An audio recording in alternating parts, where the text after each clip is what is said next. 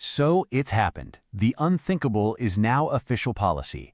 The White House has just confirmed it is considering all options, and that includes the deployment of military forces to secure control of Greenland. Let's be absolutely clear. This isn't a diplomatic spat. This is a seismic shock to the Western alliance, a fracture that might just be irreparable. The statement has effectively frozen transatlantic relations, and right now, in capitals all across Europe, there's just a stunned silence. And to really get the scale of this, you have to look at the map. Greenland isn't some unaligned territory floating in the middle of nowhere. It's an autonomous territory of the Kingdom of Denmark. And Denmark, well, Denmark isn't just a partner. It's a founding member of NATO, an ally. The language coming out of Washington is chillingly direct. Stephen Miller, the Deputy White House Chief of Staff, he didn't even frame this as a negotiation. He framed it as a statement of fact. His words were, "We are a superpower, and we will act like a superpower." It's a total rejection of the very idea of an alliance of equals. This isn't being sold as a disruption of the world order, but as a reaffirmation of a new, more brutal one where might is right. And that is the fundamental paradox here, isn't it? The entire point of NATO, from its very inception, was to protect its members from external threats. Article 5, the cornerstone of the whole thing, says an attack on one is an attack on all. It's a collective shield. But what happens when the threat is coming from inside the shield? The alliance's most powerful member is openly talking about using force against another. It's a scenario the founders of NATO never even imagined. It turns the whole concept of collective security inward, against itself. This has the potential to unravel the entire alliance from the inside out. We are in completely unprecedented territory. You know, most people think this started yesterday, but this move, as shocking as it is, isn't some sudden whim. The United States has been strategically interested in Greenland for more than a century. Why?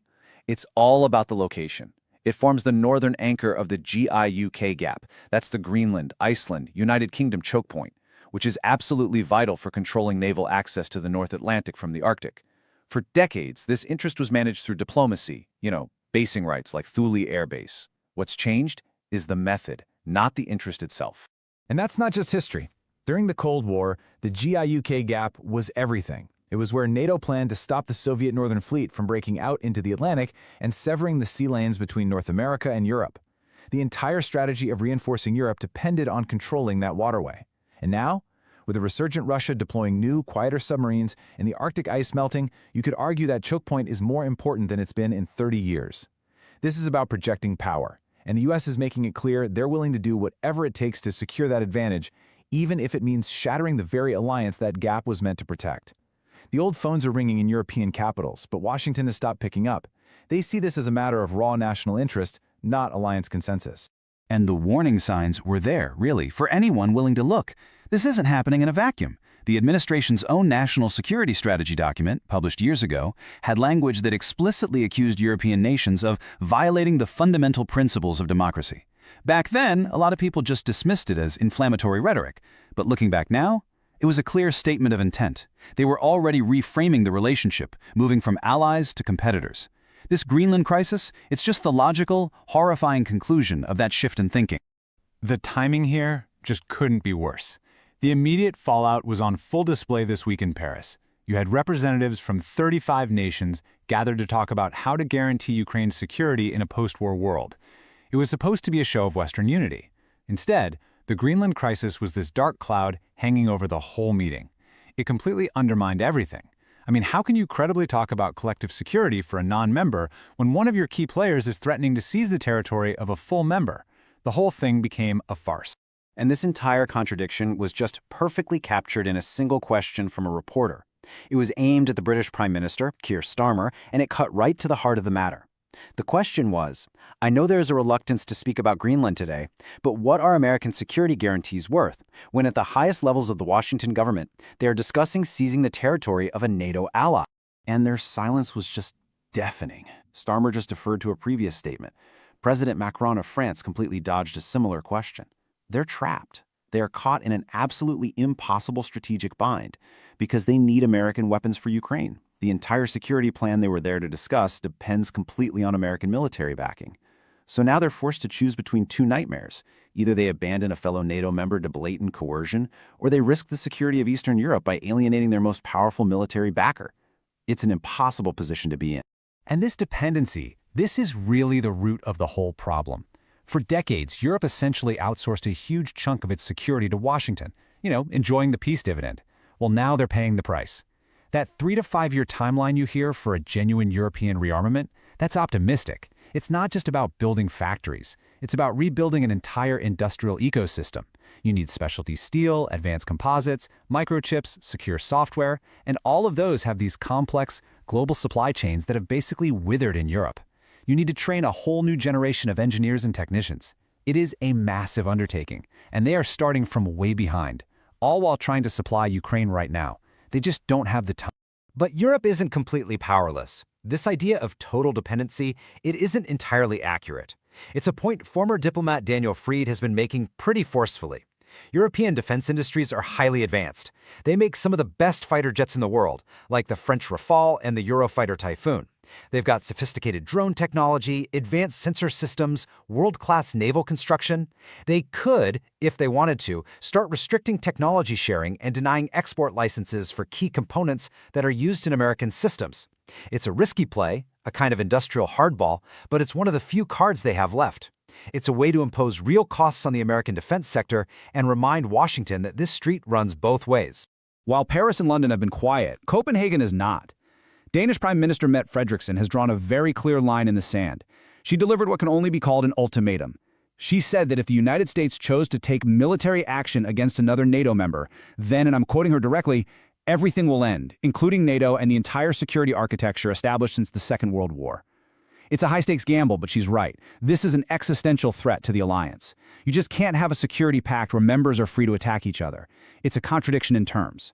She's made it crystal clear, this is not a negotiable issue.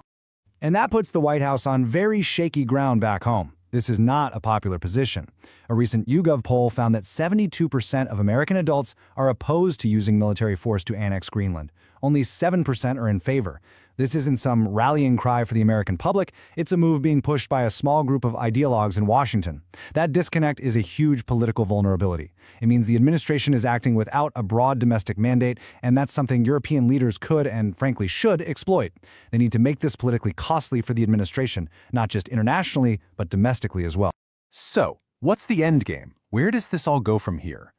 Based on analysis from strategists like Majda Rouge, we're looking at a few, well, pretty grim possibilities. The first path is a strategy of non-military deterrence. It's a very high-stakes chess game, and the goal is to raise the costs of American action so high that it just becomes politically impossible to follow through. This would require a united European front, making it absolutely, undeniably clear to Washington, both privately and publicly, what the specific and severe consequences would be. And we're not talking about a vague threat. We're talking targeted sanctions on individuals, a coordinated diplomatic push to isolate the U.S. at the UN, launching trade disputes at the WTO, and using that industrial power we talked about. It's all about making the political price of this adventure too high for the White House to pay, both at home and abroad. But is a strongly worded letter, even one backed up by economic threats, really enough to stop an administration that's basically defined itself by breaking norms? Some people, like French MEP Raphael Glucksmann, they argue it's not. He's proposed a much more forceful response. The European Union should immediately set up a permanent joint military base in Greenland, with Denmark's consent, of course. The point isn't to actually fight off a U.S. invasion. That's impossible. The point is to create a physical tripwire. It's an undeniable message that would force the U.S. to confront European soldiers, not just Danish ones, if they were to proceed. It's a bold move, a very clear signal that Europe is serious about defending its own security. The second scenario is much, much darker, a stalemate that ends in European capitulation. In this future, the deterrence efforts just don't move Washington, but the U.S. also holds back from using overt force, so the crisis just drags on. And the pressure from the war in Ukraine becomes too much. European leaders, desperate to keep American weapons flowing to Kyiv, could decide that the alliance itself is more important than the principle. They could start quietly pressuring Denmark to make a deal. Concede some sovereignty, agree to a long-term lease, a purchase, anything to appease Washington and just resolve the crisis. And the cost of a deal like that would be immeasurable. It would be a complete betrayal of the alliance's core principles. It would shatter the idea of collective defense from within. It sets a terrifying precedent that a powerful NATO member can coerce a smaller member into giving up its territory, and the rest of the alliance will just let it happen. The security guarantees that protect the Baltic states, that protect Poland, they would become meaningless overnight. It would be the end of the alliance as a credible defense pact. It would be replaced by a system where the strong do what they want and the weak suffer what they must. And that leads us to the final and most terrifying scenario, escalation. This is the doomsday scenario. This is the path where deterrence fails, where Denmark refuses to back down, and where Washington decides to act on its threat. This is the future the Danish Prime Minister warned about. A military move by the U.S. would trigger the collapse of NATO, a new era of instability in Europe, and the end of the post-war order.